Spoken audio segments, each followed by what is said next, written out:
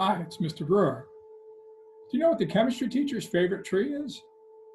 Anybody? But of course, it's the stoichiometry. Boom, boom, tsh. Okay, all kidding aside, look, today's lesson is going to come to you from the war room once again. And our lesson today is on what we call stoichiometry. So let's get right down to it. Let's get rid of my face here so we can focus a little bit better about what we're doing. Stoichiometry happens to be a mathematical idea. That's actually, if we were going to look at a textbook definition, it might say something to this effect. It might say that it is the mathematical relationship between reactants and products of any chemical reaction. Or you might even think about it as sometimes reactants to other reactants. And what we recall from our work is we recall that chemical quantity comes in various flavors or different kinds or amounts.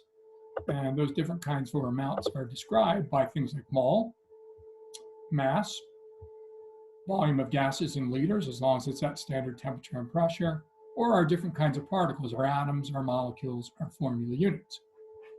To organize our thoughts, I devised or created this map. And this map shows that there's always going to be a given amount, some numerical quantity that we know about already, and some desired amount, some numerical amount that we're relating that given quantity to. So reactants, things that we begin with, the quantities of those are specifically related to amounts of products that we could create. If you recall some time ago, we talked about an analogy, how if you had ingredients for making French toast setting on the counter, the ingredients really dictate or determine how much French toast you'd be allowed to make. They're related in what we would call ratios. So let's get right down to an example of stoichiometry. One thing that we're going to have to keep in mind before we get started is that the quantity type can change, and it can be any of four types, either mole, volume in liters, mass in grams, or some particle type. So here we have what looks to or appears to be a word problem, which is really what stoichiometry is, words about reactants and products. And we're looking for the given quantity. When we read the words, the given quantity is always a numerical amount. Therefore, the given quantity in this particular example is 7.65 moles of oxygen. I like to mark right on the chemical equation which chemical is given. Therefore, 7.65 is the given quantity. You're going to notice here over on the left, I placed the value 7.65 right along mole because it is a mole amount on the given side of this map.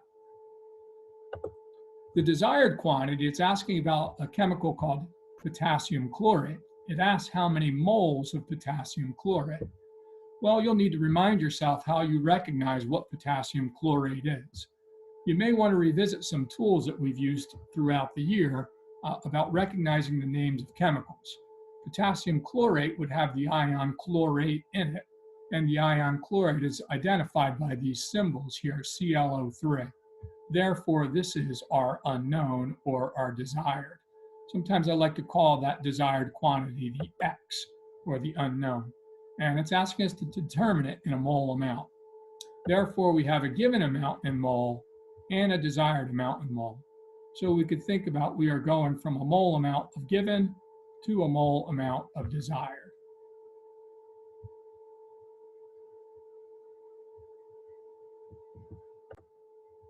Now we're going to take a look at a strategy called dimensional analysis, which we've used in class already. That strategy requires the canceling of one unit of measure to allow you to turn it into a new unit. And it uses what we call factors. For example, we could use a factor of 6.02 times 10 to the 23rd to turn this mole amount of oxygen into a molecule amount of oxygen. Or we could use its molar mass to turn it into a mass amount. Or we could use the volume, 22.4 liters, to turn it into a gas volume. However, in this case, we don't want to keep it as oxygen. We want to create a new kind of chemical called potassium chlorate, but you're going to notice that it's not connected to the pathway over here to the desired amount. So what we got to do is we got to construct a pathway. Some people like to call it a road or a bridge. And that road or bridge is going to connect those.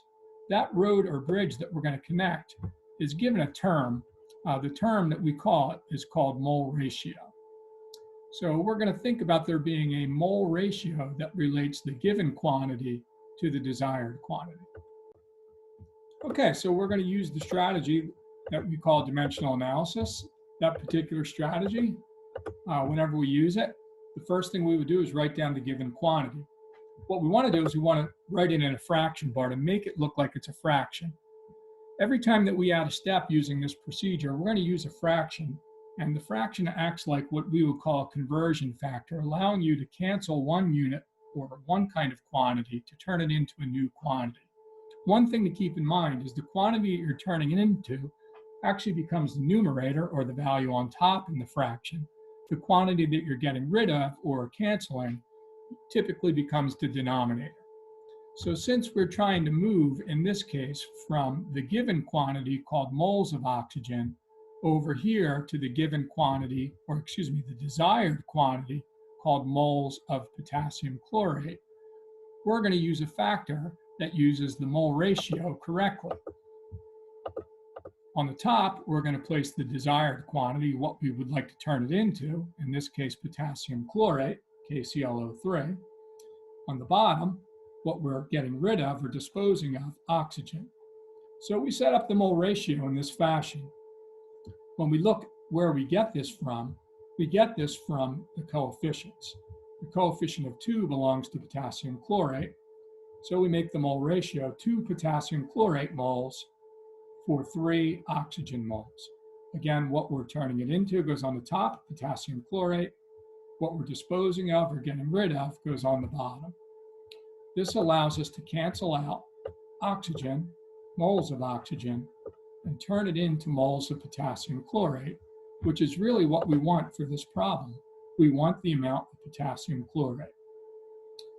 We've arrived at what we need. Sometimes we might call this particular example of a problem a mole-mole problem, because we started with a mole amount of given, we ended with a mole amount of desired.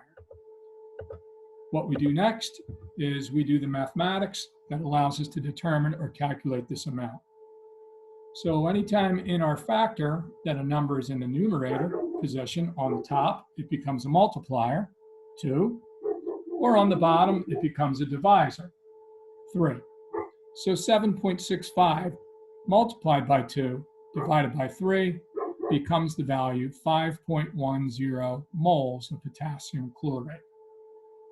Since this is a mole-mole problem, it only requires a single step to go from mole of given to mole of desired. This is how we would solve this problem using a strategy called dimensional analysis. The second strategy that some students prefer is a strategy that I like to call the ratio proportion method. In the ratio proportion method, the thinking is similar. What we do is we write down an initial fraction. That initial fraction has the given amount on top, 7.65 moles of oxygen, the desired amount underneath it. It's called ratio proportion because two fractions that are equal to each other are called proportion. So we write a second fraction. The second fraction that we write has the identical labels as the first fraction, the given amount over the desired amount. Therefore, if it says mole of oxygen on the left side, when we rewrite the fraction on the right side, it should say mole of oxygen. On the bottom, it should say mole of KClO3. Proportions work this way. Therefore, they will be proportional. The values that we substitute in that go with these labels then become the mole ratio.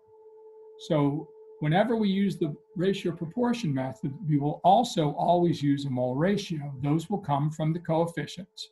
The coefficient of 3 for oxygen, the coefficient of 2 for potassium chlorate.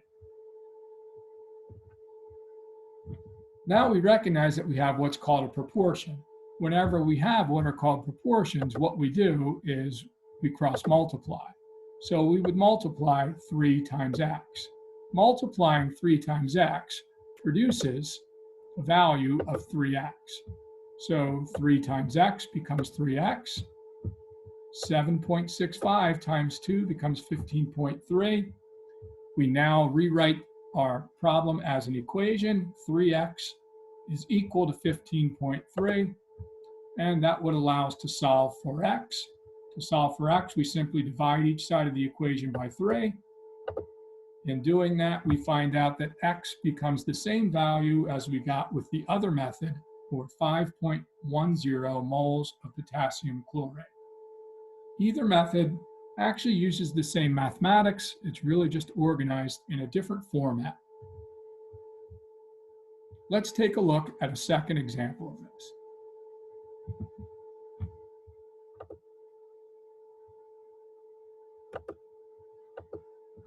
Okay, so we have a given and a desired once again, and we're reading, and we're looking for our given.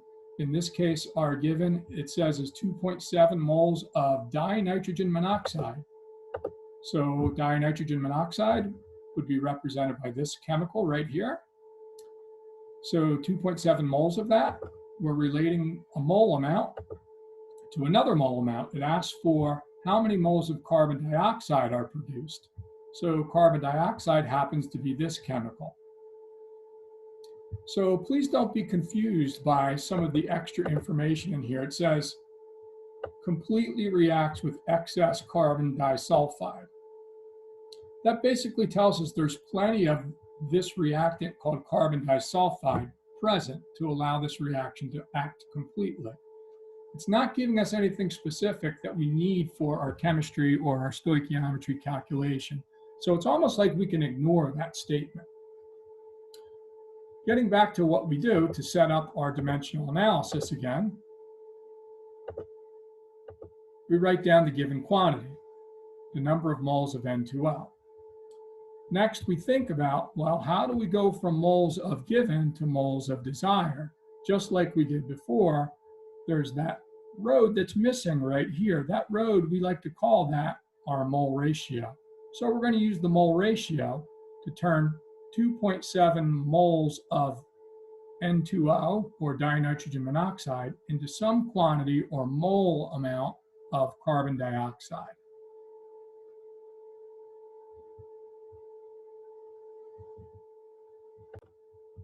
Recall, we're starting with mole amount. So mole amount of given, we're trying to turn into mole amount of desired. Mole ratio is what leads us or brings us there. So what we'll do is we'll look for our coefficients, and what we're getting rid of will go on the bottom. What we're turning it into, carbon dioxide, goes on the top. And we end up canceling out what we began with, called our given, dinitrogen monoxide, and turned it into our desired, called carbon dioxide, by using the mole ratio. 4 moles of carbon dioxide for every 8 moles of dinitrogen monoxide. This provides the bridge or the path to lead us to the desired chemical. The calculation now will determine that this is now a new chemical. It's no longer dinitrogen monoxide. It's now a mole amount, but a mole amount of carbon dioxide. So our mathematics becomes 2.7 times 4, because 4 is a numerator, it's on top. Divide by 8, because 8 is the denominator. It becomes a divisor because it's on the bottom. 2.7 times 4, divide by 8, becomes 1.4 moles of carbon dioxide. Let's look at this particular problem using the other strategy called ratio proportion. Similar thinking, we set up a fraction with a given quantity, dinitrogen monoxide, over a desired quantity, moles of carbon dioxide. So our quantities are clearly labeled as moles and moles. Again, we might think about this as a mole-mole style problem. We're beginning with a mole amount, and we are finishing with a mole amount. On the right side, we make the labels match. If it's moles of dinitrogen monoxide on top, it better be moles of dinitrogen monoxide on top again. So our labels match on both the top and the bottom for the quantities. Next thing we do is we cross multiply. That would allow us to turn this into an equation. So we multiply 8 times x 4 times 2.7. In doing that, it turns into an equation. The equation becomes 8x is equal to 10.8. We can solve for x now by dividing each side by 8. And lo and behold, we get the same value from the other method, 1.4 moles of carbon dioxide. It matters not to me which strategy you choose. They're both very good strategies. They're both very effective. It's simply going to be a matter of your preference, but I'd suggest that you choose one and stick to it, as confusion can easily occur if you start to use both interchangeably.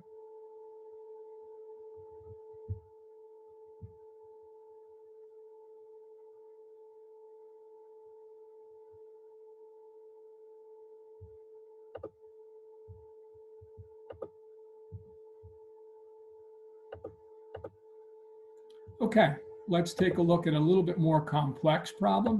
Process is going to be very similar. In this case, this is not mole-mole stoichiometry. Again, stoichiometry can relate to any type of chemical quantity. It does not have to be a mole amount. It'll always relate to a mole amount, however. Again, we could visualize that there should always be this bridge here, and we recall that bridge is called mole ratio. That leads us from mole amount of one chemical to mole amount of a new chemical. So let's get started with the process, thinking about what is given. In this case, it says there are 47.5 grams of dinitrogen monoxide. So our given quantity, we're going to mark that. Except now it happens to be a mass, not a mole amount.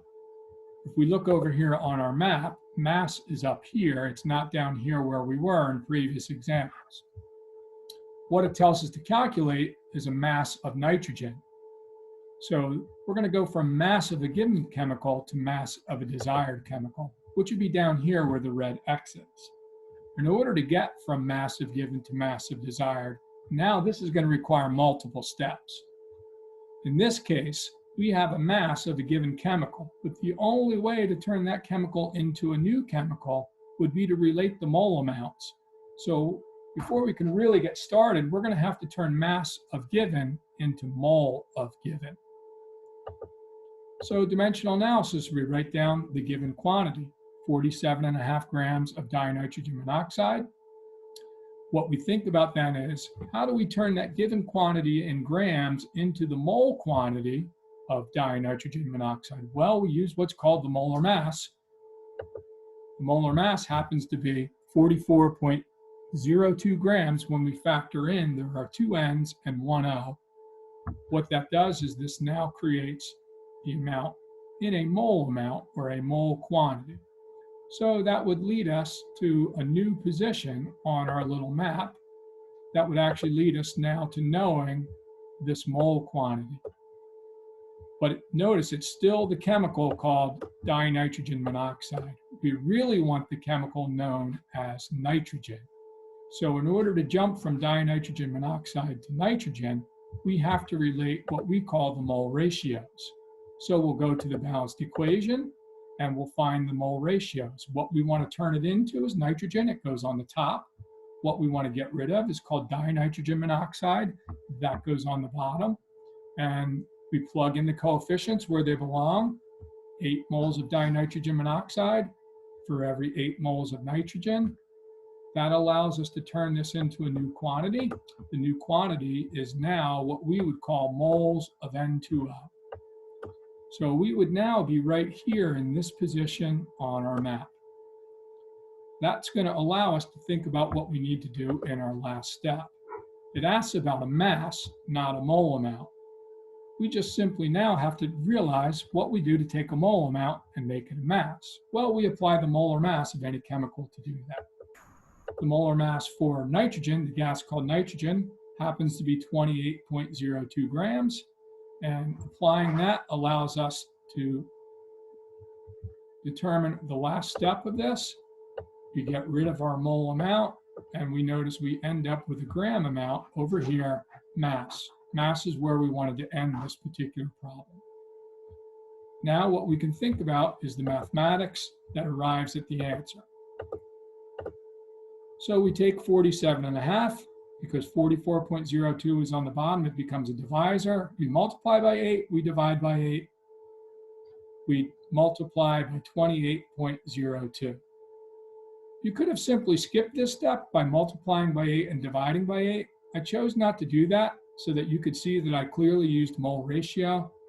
We're going to arrive at a value of 30.2 grams of nitrogen from the dimensional analysis method. Let's take a look at our ratio proportion method. This is going to look slightly different than the last example, only because this is not a mole-mole problem. This is what we would call a mass-mass problem. And in mass-mass, we don't have a single step, we have multiple steps. So again, we write down our given over our desired, our given 47.5 grams of dinitrogen monoxide, our desired X grams of nitrogen. Our second fraction, the labels match exactly. You're going to notice that I already have numbers plugged in here. These numbers represent the quantities equal to 1 mole. If it were a gram amount of dinitrogen monoxide, the quantity equal to 1 mole is 44.02 grams.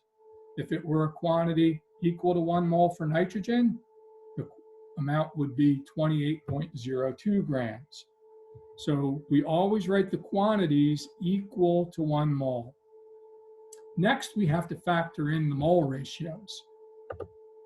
So we're going to use the mole ratio of 8 for N2O because N2O has a coefficient of 8. We're going to use the 8 coefficient for N2 or nitrogen because that has a coefficient of 8. So there's an 8 to 8 mole ratio. By placing them here in red, it just highlights for you that we've used mole ratio just like we did down here in dimensional analysis. It just looks different. Now we have our proportion set up. We cross multiply. So now it's going to be 8 times 44.02 times X and 8 times 28.02 times 47.5. When we do that, we get an equation. The equation looks in this form. We would divide each side by 352.16, and lo and behold, we end up with the same answer using the different strategy. We might call this a mass-mass problem because we started with a mass and we finished with a mass. Stoichiometry really doesn't need to be forced into those categories like I'm talking about, but if you think about each individual example that way, it sort of organizes in your mind what you're really trying to do. And I like to kind of talk about that with students or learners as we go through this. Let's take a look at another different example. In this particular case, now it asks for a volume amount. Volume is still a chemical quantity, it's just not a mass. So this particular example says if 257 grams of HCl completely reacts, what volume of hydrogen gas could be produced? So we're going to mark up our given, this reactant here called HCl, and our desired, this product here called hydrogen gas.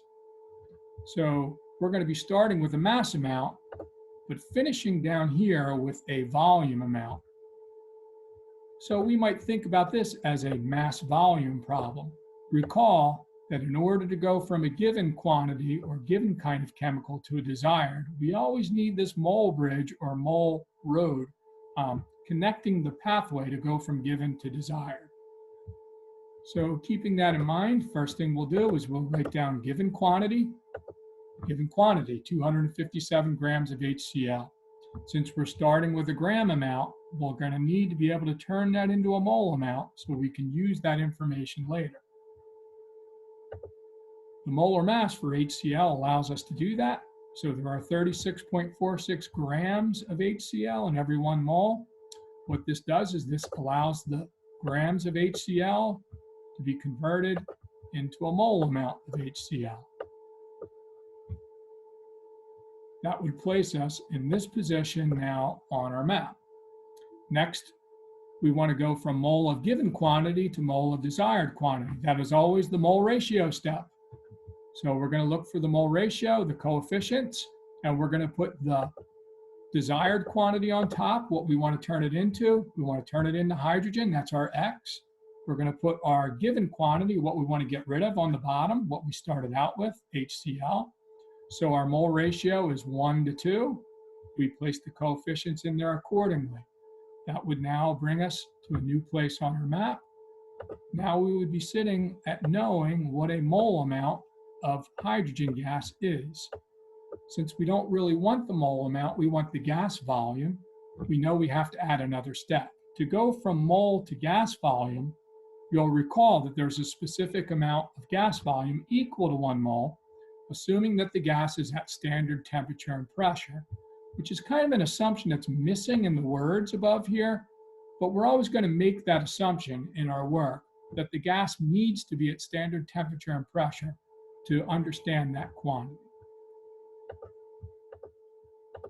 So knowing this, there are 22.4 liters for every 1 mole of HCl. What we're then going to do is we're going to add this factor to it. What this does is this will cancel out or get rid of our mole amount, and it will turn it into the liter amount that we're interested in. Looking at the mathematics, 256 divided by 36.46. Notice I didn't multiply by 1, because if you multiply by 1, it doesn't really change anything. So we skip the ones when we're dealing with ones in dimensional analysis. We divide by 2, we multiply by 22.4, 78.9 liters of hydrogen gas. Let's look at our ratio proportion method. We start by writing our given over our desired, given grams of HCl, desired X liters of hydrogen. On the right side, we match by writing the quantities of grams of HCl equal to 1 mole and liters of hydrogen equal to 1 mole. A common mistake here would be to try to use the masses of each of these. Since we're interested in a volume of H2 or hydrogen, the label is liters and not grams. We need to pay attention to that detail. It's a common mistake that learners make when they have less experience with stoichiometry. Again, these are the quantities equal to 1 mole. Now we go back to look at the balanced equation to see if we have 1 mole of each of these. For HCl, we see the coefficient is 2. So we're going to add the multiplier of 2 for HCl. For hydrogen, we see there is no coefficient, so there's an assumed multiplier of 1. I'm just going to place it in there so you see that we considered it. You can sort of ignore it, but because it's an instructional video, I want you to see that we've looked at the coefficients. Next, we cross multiply. That turns this into an equation then. We multiply 2 times 36.46 times X, 1 times 22.4 times 257. That reveals an equation. We divide each side by 72.92. And once again, we get the same value that we got from the dimensional analysis method. The ratio proportion method, once again, is the same mathematics, simply organized in a different format.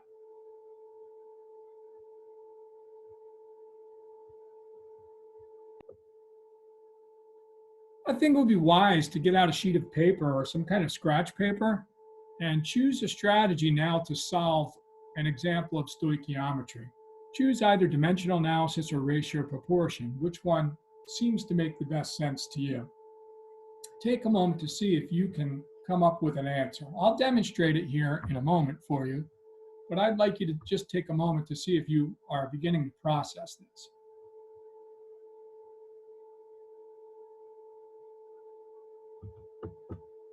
Okay, so what you did is you read for the given amount, 2.95 liters of hydrogen. Hydrogen happens to be this product.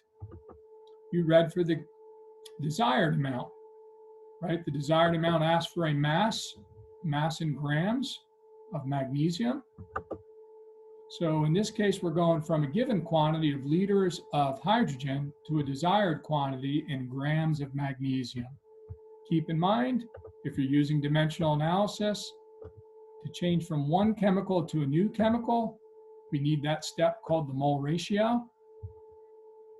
So let's get started. We write down our given quantity. 2.95 liters of hydrogen gas. We turn our given quantity into a mole amount. Be careful here, since our given quantity is a liter amount, in order to turn liters into moles, we have to use the factor 22.4 and not the molar mass of hydrogen gas. Some students are tempted to always want to use the formula H2 and determine how many grams. Since it specifically lists this as a volume quantity in liters, that would be incorrect to do that. That would lead us to this particular portion on our map called mole. Now we know the mole amount of hydrogen. We want to turn it into the mole amount of the desired chemical called magnesium. In order to do that, we use the mole ratio. There is a ratio in this case. I believe the ratio is incorrectly marked on here. So we're going to change that, and we're going to make that quantity a 1.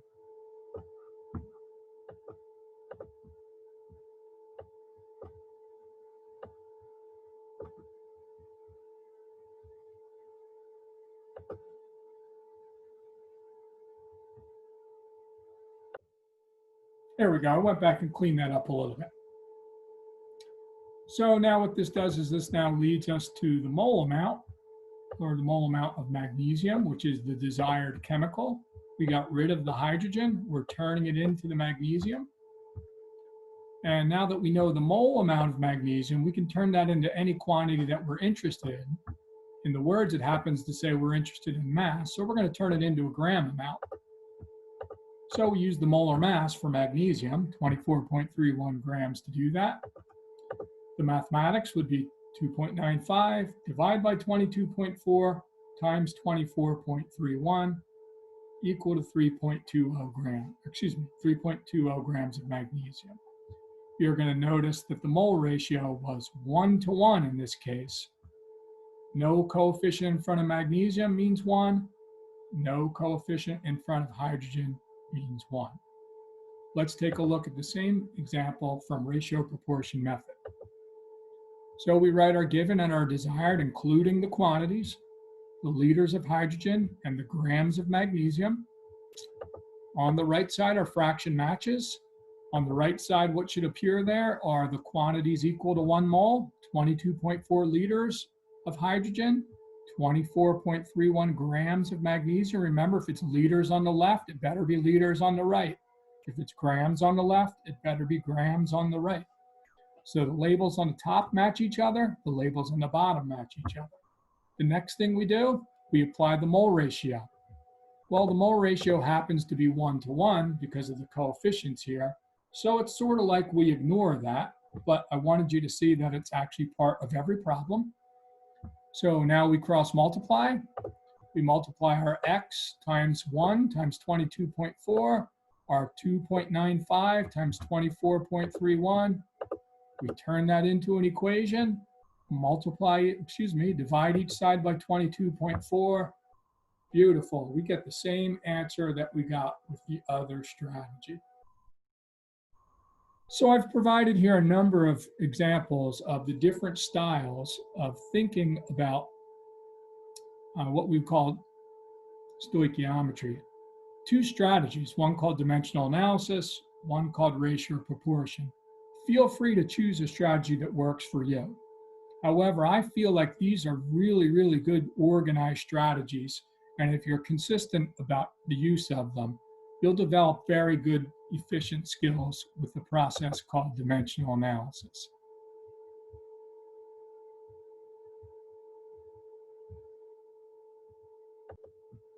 Or if you prefer, the process called ratio proportion.